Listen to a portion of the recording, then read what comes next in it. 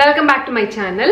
இன்னைக்கு ஒரு பெர்ஃபெக்ட்டான ஃபிளாட்டான 1 kg vanilla sponge cake எப்படி செய்யறது அப்படிங்கறத பார்க்க போறோம். நான் ஏற்கனவே ஒரு 1/2 kg vanilla cake எப்படி செய்யறது அப்படிங்கற வீடியோ நான் போட்டுருக்கேன். தேவைப்பட்டுச்சுனா அதோட கார்ட் நான் இங்க லீவ் பண்றேன். செக் பண்ணி பாருங்க. இப்போ இந்த 1 kg vanilla sponge cake எப்படி செய்யறது அப்படிங்கறத பார்க்கலாம் வாங்க. முதல்ல இது செய்யறதுக்கு வெட் இன்கிரிடியன்ட்ஸ் ரெடி பண்ணிரலாம். அதுக்கு ஒரு க்ளீனான பவுல் எடுத்துக்கங்க. அதுல 4 முட்டையை உள்ள உடைச்சு சேர்த்திக்கிறேன். அப்புறம் ஸ்லோ ஸ்பீட்ல இந்த எக்கை வந்து இந்த மாதிரி பீட் பண்றதுக்கு ஸ்டார்ட் பண்ணுங்க. அப்புறம் போக போக ஸ்பீட் இன்க்ரீஸ் பண்ணிக்கலாம். இதுக்கு நீங்க எலக்ட்ரிக் விஸ்க் தான் யூஸ் பண்ணுங்கிறது இல்ல, நீங்க நார்மல் ஹேண்ட் விஸ்க் கூட யூஸ் பண்ணலாம். ஆனா ஹேண்ட் விஸ்க் யூஸ் பண்ணீங்க அப்படின்னா ரொம்ப டைம் எடுக்கும். அப்புறம் அதுக்கு நம்ம நிறைய எஃபர்ட்டும் போடணும்.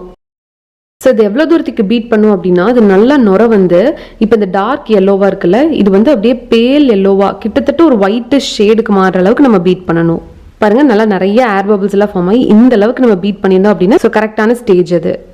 இப்போ இது கூட 130 கிராம் பவுடர் பண்ண சர்க்கரை அதையும் உள்ள சேர்த்திட்டு முதல்ல இந்த மாதிரி கலந்து விட்டுட்டு அதுக்கப்புறம் நீங்க பீட்டர் ஆன் பண்ணுங்க. இல்லாட்டி சர்க்கரை வெளியே பறக்க ஆரம்பிச்சிடும். அதுக்காக தான்.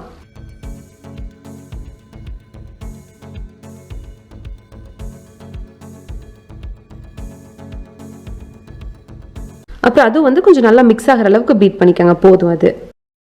இப்போ இதுல 1/4 கப் எண்ணெய் சேர்த்திக்கிறேன். கூடவே 1/3 கப் பால், கடைசியா 1 டீஸ்பூன் வெனிலா எசன்ஸ். இது எல்லாத்தையுமே சேர்த்திட்டு இதெல்லாம் ஜஸ்ட் கம்பைன் ஆகிற அளவுக்கு பீட் பண்ணிக்கங்க. போதும்.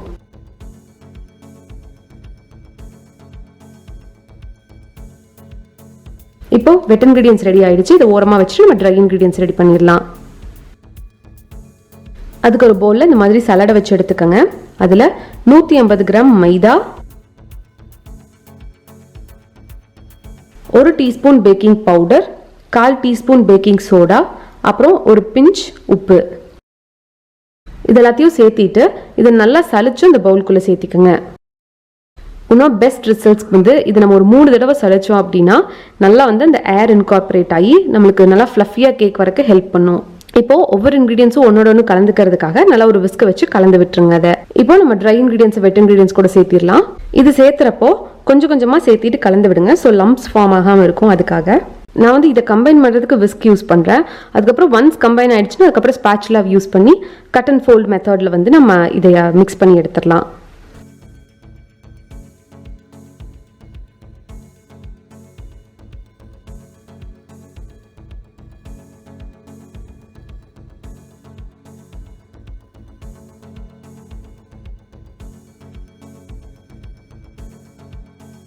இப்போ நம்மளோட கேக் பேட்டர் ரெடி ஆயிடுச்சு. இனி இதை ஒரு 8 inch கேக் மோல்ட்ல வந்து நான் இந்த பேட்டர் ஃபில் பண்ணிக்க போறேன்.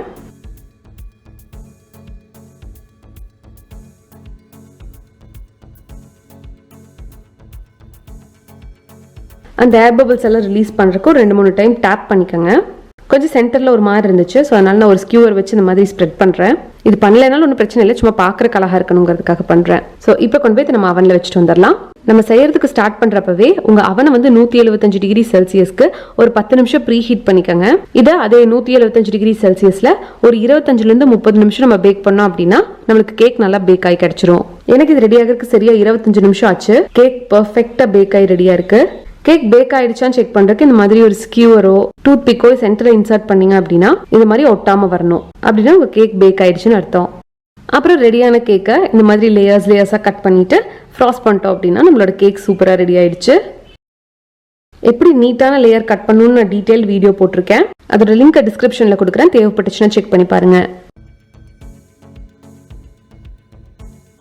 இந்த ஃபிளாட்டா இருக்கிறதுக்கு முக்கியமான ரீசன் வந்து நம்ம மெஷர்மெண்ட்ஸ் தான். இப்போ நம்மளுக்கு கிடைச்சிருக்கிற ஸ்பஞ்சை வச்சு நீங்க என்ன கேக் வேணாலும் டெவலப் பண்ணிக்கலாம் ஃபர்தரா. ஸோ நீங்களும் கண்டிப்பா ட்ரை பண்ணி பாருங்க. ட்ரை பண்ணி பார்த்துட்டு உங்க ஃபீட்பேக்கை கமெண்ட்ஸ்ல லீவ் பண்ணுங்க.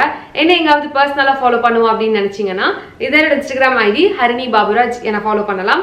நான் உங்களை இன்னொரு வீடியோல இன்னொரு இன்ட்ரெஸ்டிங்கான ரெசிபியோட மீட் பண்றேன். அது வரைக்கும் பாய்.